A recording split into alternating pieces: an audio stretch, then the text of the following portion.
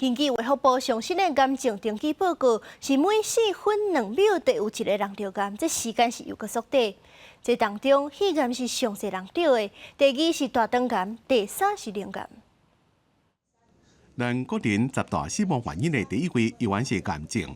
国健署分析111年国人癌症登记报告，新发生的癌症人数是13,293人，比前一年增加8,531人。全癌症发生年纪中位数是64岁，以肺炎上济，连续2年排伫咧第1位。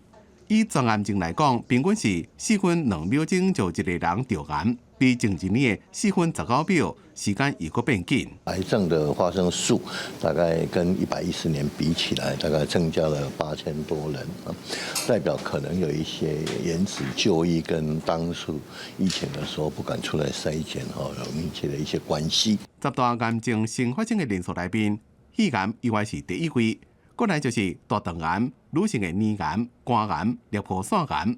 然而，子宫体癌是比前一年上升1位，来到第10位。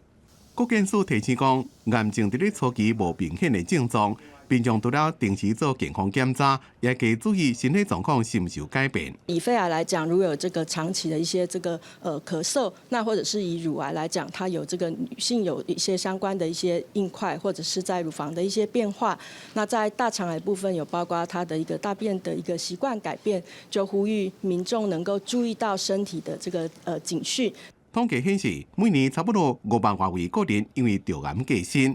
国健署呼吁民众，目前包括口腔癌、大肠癌、子宫头癌、咽癌加肺癌，拢有体检的服务。若符合资格民众会当加治向，量早发现、量早治疗，会当有效降低死亡率。记者综合报道。